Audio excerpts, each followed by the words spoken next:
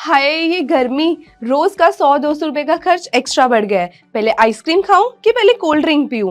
Cold drink पीऊंगी तो ice cream पिघल जाएगी, आइसक्रीम खाऊंगी तो कोल्ड ड्रिंक गर्म हो जाएगा। उफ, ये तो बहुत ही मुश्किल है। काश मेरी कोई दुकान होती, कोल्ड ड्रिंक और आइसक्रीम बेच कर ही अच्छा खासा प्रॉफिट हो जाता। गर्मी में आइसक्रीम और बेवरेजेस के अलावा एयर कंडीशनर्स, कूलर्स, रेफ्रिजरेटर्स, सबका बिजनेस बहुत ही अच्छा हो जाता है। चलिए तो इन्हीं कंपनीज में थोड़ा डिटेल में बात करते हैं।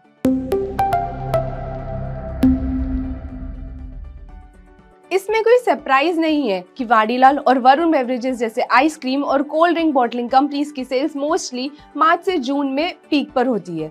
Q1 और Q4 में इनका 60% प्लस एनुअल रेवेन्यू जनरेट होता है। इस लिस्ट में बियर कंपनीज को कैसे भूल सकते हैं? बियर तो चिल्ड ही पी जाती है, इसलिए समर सीजन में इनका भी रेवेन्यू जंप करता है। और जब बात ठंडे की हो ही रही है तो रेफ्रिजरेटर्स भी धुआंधार बिकते हैं। ऊपर से हर साल बढ़ती गर्मी के कारण एसी, एयर कूलर्स और इन्वर्टर्स की सेल्स भी रिकॉर्ड लेवल्स पर पहुंच गई हैं। जब गर्मी की छुट्टियों में नानी के घर जाते थे तो कजिन्स के बीच में लड़ाई होती थी कि कूलर के सामने वाला बेड किसका होगा। अब तो नानी ने भी स्प्लिट एसी लगवा ली है।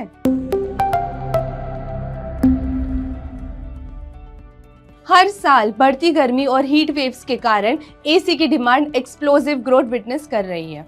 आज भी 91% इंडियंस बिना एसी के जी रहे हैं, लेकिन बढ़ती इनकम के साथ डिमांड तेज हो रही है। वोल्टास के आरएससी हेड का मानना है कि एसी पेनिट्रेशन जो अभी केवल 9 to 10% है, वो अगले 10 से 15 सालों में 60% तक पहुंच सकते हैं। सरकार भी एसी इंडस्ट्री को बढ़ावा दे रही है। पहले जो पूरा एसी इंपोर्ट होता था, अब उसका बैन हो चुका है। इसके अलावा पीएलआई स्कीम्स की वजह से इंडिया में भी ज्यादा एसी पार्ट्स बनने लग गए हैं। पहले सिर्फ 25% वैल्यू इंडिया में ऐड होती थी, अब ये 60% हो गई है और 2027 तक 75% पहुंचने की टारगेट है।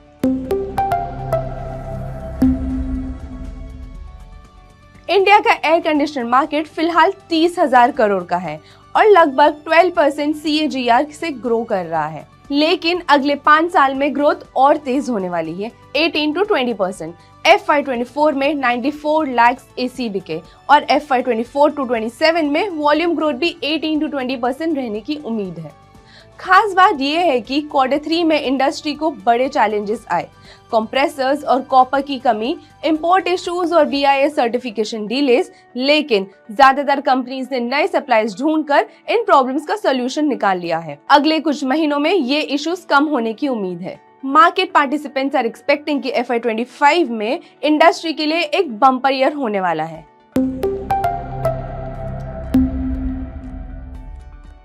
इस ग्रोथ का सबसे ज्यादा फायदा लीडिंग प्लेयर्स को मिलेगा। वोल्टास मार्केट लीडर है 20% शेयर के साथ और इसका 95% रेवेन्यू कूलिंग प्रोडक्ट्स जैसे एसीज, एयर कूलर्स, प्योरीफायर्स और वाटर डिस्पेंसर से आता है। ब्लू स्टार भी एक स्ट्रॉन्ग प्लेयर है जिसका 14% मार्केट शेयर है। इसका आधा रेवेन्यू कूलिंग प्रोडक्ट से और बाकी प्रोजेक्ट्स बिजनेस से आता है। हेवेल्स एक डाइवर्सिफाइड इलेक्ट्रिकल गुड्स कंपनी है जो लॉयड के थ्रू एसी सेगमेंट में मजबूत पोजीशन बना चुकी है। लॉयड के एक्विजिशन के बाद हेवेल्स रेफ्रिजरेटर्स और टेलीविजन जैसे इलेक्ट्रॉनिक गुड्स सेगमेंट में भी एंटर कर चुकी है। इन OEMs के अलावा एम्बरको एक कॉन्ट्रैक्ट मैन्युफैक्चरर है जो इस डिमांड में बेनिफिट करेगा।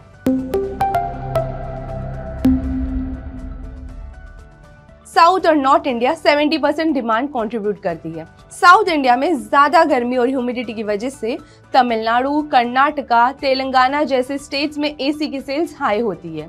नॉर्थ इंडिया में एक्सट्रीम समर्स की वजह से दिल्ली, पंजाब, हरियाणा, यूपी में पीक सीजन में डिमांड बूम करती है। वेस्ट इंडिया भी इम्पोर्टेंट मार्केट है जो 20 to 25% डिमांड जनरेट करता है। महाराष्ट्र और गुजरात में हाई अर्बनाइजेशन और इनकम लेवल्स के चलते एसी एडॉप्शन स्ट्रॉन्ग है, लेकिन राजस्थान एंड MP में पावर सप्लाई इश्यूज से डिमांड थोड़ी इम्पैक्ट होती है।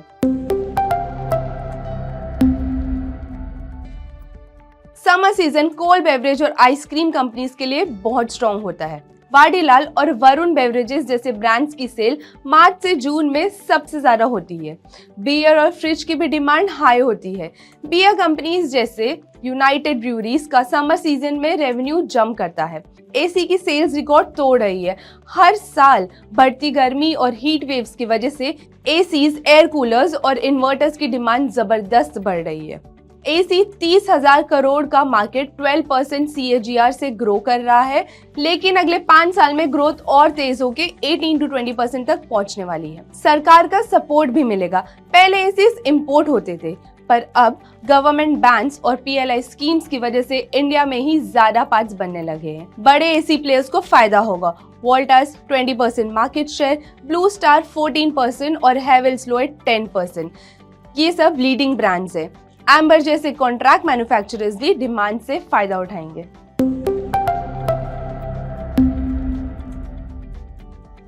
इंडियन मार्केट्स आज मिक्स खुले, पर 11 out of 12 NSE sectors green में ही थे। सिर्फ निफ्टी IT रेड जोन में रहा। FIIs का बेचने का सिलसिला 16वें दिन भी चलता रहा, जिससे बाजार पे प्रेशर बना रहा। US मार्केट्स ने फ्राइडे को गेन किया, पर पूरी वीक के हिसाब से वीक रहे। ट्रम्प के टैरिफ पॉलिसीज का टेंशन इन्वेस्टर्स को परेशान कर रहा है। मीनवाइल चाइना ने एक नया स्पेशल एक्शन प्लान अनाउंस किया है जो कंजम्पशन बूस्ट करेगा। इस वजह से एशियन मार्केट्स ने आज जंप आया। रुपी ने थर्सडे को इन्फ्लेशन गिरने और इंडस्ट्रियल आउटपुट बढ़ने से स्ट्रेंथ दिखाई। आज भी डॉलर के अगेंस्ट ऊपर खुला। Gold continue to shine. Safe haven demand strong हो गई है क्योंकि ट्रम्प के ट्रेड वॉर के अनसर्टेनिटी चलती जा रही है। ब्रेंट क्रूड ने जंप लिया। यूएस ने कहा है कि येमेन के होतीज पे स्ट्राइक्स चालू रहेगी जब तक वो रेड सी शिपिंग पर अटैक्स बंद नहीं करते। मार्केट्स फुल एक्शन में चल रहा है। Let us now look into some stock updates.